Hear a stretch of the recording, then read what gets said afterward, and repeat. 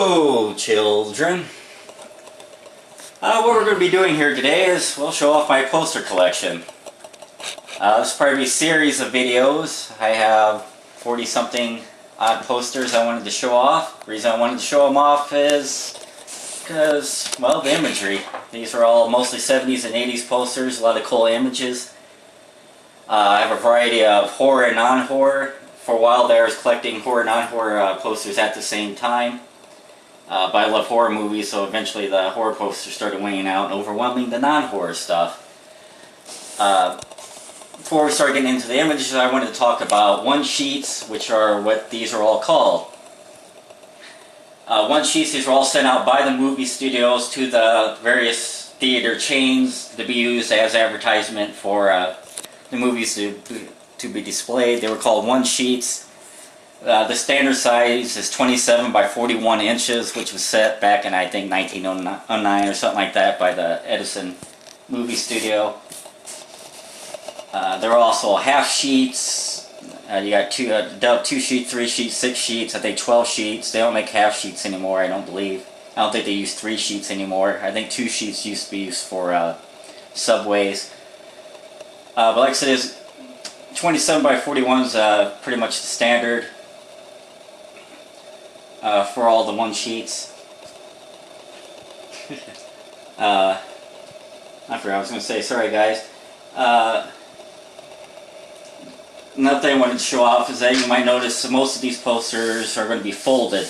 This one's not. I was just pointing out this is actually a video release poster. I got it set aside, but the rest of these are all theatrical releases. Another thing about one sheets is originally they had folded all the posters. These, as I said before, were used for advertisement. No one thought about collecting about it. The studios didn't care. The theaters didn't care. So they folded them up for a simple convenience sake.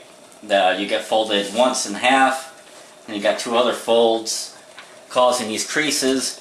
These folds and creases do not devalue the posters in any way, shape, or form. That's just the way they shipped them out. The only time it would affect the value is if you had a rolled poster and for some reason folded it, then that's going to massively take the value down. But the reason they folded it was because, for shipping purposes, a real film would be so big, these posters would be folded down to a little square. Hopefully you can see the creases here. But that's the size of square they got folded down to. They would fold them up, then they put them in with the reels of film and ship them out. So it was basically just to save on cost. Now, as I said, they had half sheets, 2 sheets. To make larger versions of posters, this is one sheet because it's one sheet.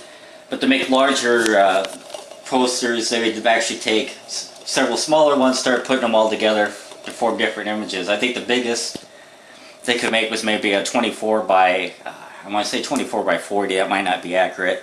And I used to take like 24 different posters. I think they can do it with 12 sheets now. Over time, the printing process has gotten much better. They can print out larger and larger sheets. I think they can print out up to a 12-foot long sheet now. I think in just one poster without having to make several, using several smaller ones. So they can do a 12 by 24 probably using 12 sheets now. A couple other things before we get going I wanted to point out was that most of these posters, actually this one has a larger, but most one sheets will have a 1-inch white border going around. This is when they when they put their posters up, when they tacked it, or if they put them up in the light boxes, however the theaters decided to display the posters, they would be clamped on in this wide area. That way none of the image would be lost. You could see all the image, and then this part would be cut off. You wouldn't really see it anyways. Nowadays they probably don't do that as much. Actually, about mid-80s I would say they started to one sheet size started going to 12 to excuse me, I forgot the post sizes. It's 24. I said 24 by 41. They put it down to 24 by 40, and a lot of them don't even have the white borders. Also, most movie studios have double-sided posters. The image would be on both sides. This side would be slicker. The back side doesn't tend to be as smooth. It'd be a little bit rougher, but the image would actually be reversed on both sides. They do that for light boxes it makes the image much more thicker, the color's more vibrant, and it can stick out much more. Like I said, they don't tend to use the borders anymore, which are why posters are 27 by 40 now instead of 27 by 41. This started roughly in the mid-80s.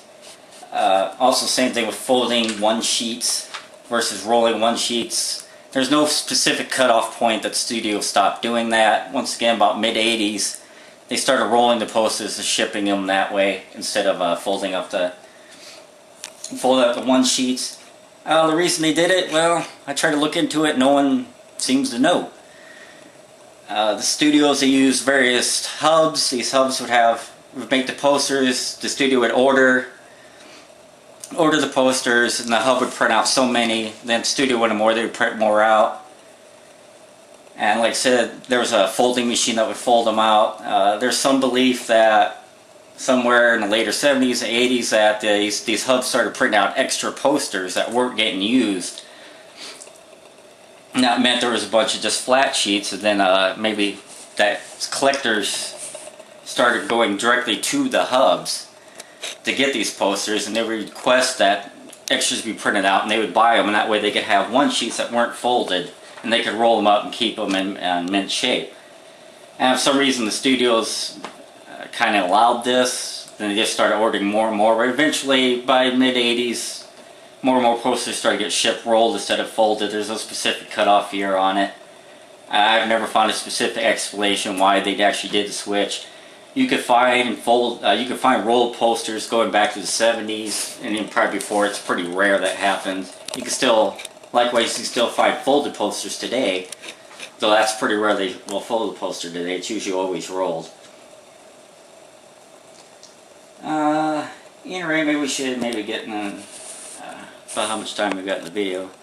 Got about 4 minutes, so maybe I can start getting into some of the images. If I remember some other one-sheet trivia as I go along, I'll bring it up. The first poster I'm going to show off here is Blood Diner. This is a video release available December 16th. So this was sent to video stores. It's actually mint shape. Well, I might have wrinkled it down a little bit in the corner, but Blood Diner, I've actually never seen this movie. As far as I know, it's never been released on DVD. From my understanding, it's a remake of Blood Feast by Herschel Gordon Lewis from 1963. Blood Feast is considered the original gore movie. It's not the first movie that had gore in it, but it's the first movie where gore was the point of the movie, where they had just a bunch of sequences of gore, and this movie is basically a remake of it. Like I said, I haven't seen it, so I couldn't give you a lot of information. Once again, it's a video release poster. I bought it even though it wasn't a theatrical one release because, well, I thought it was a really cool poster. It had a neat image and it was in fantastic shape. And I think I only got paid around 20 bucks for it. There is one other thing coming to the one sheets. I want to point out the NSS number. This one says 75127. That's NSS is National Screen. Hold on. It's a National Screen Service number. They would print them out. Reproductions usually don't have this, so they can. It's no guarantee that this is an original poster, but most original theatrical one-sheets will have the NSS number on it. The 75, that's the year, 1975. 127, that's the actual post number. This would be supposedly the 127th poster that was printed out in the year of 1975 for this particular poster. And since we're over here looking at the Rocky Horror Picture Show, some of you might be familiar with the movie, and if so, you might be familiar with the original. The more well-known version of the poster has a black background with big red lips on it, which is taken straight from the movie. There's a set of lips on the screen, which basically sings during the opening credits. This is a different version. If we look down here, it says Style B. Style A was the black background with the red lips. Movie studios would often have more than one version of the poster. Having two is typical. They might have upwards of 4. Star Wars had multiple versions of posters. You also might have advanced and teaser posters. But a lot of movies had at least 2 different versions. This is Style B. It's not as well known. You don't see it near as often. It's a little as the other one, which is why I kind of liked it. I actually like this imagery better than the Style A poster. Plus, you never seen it.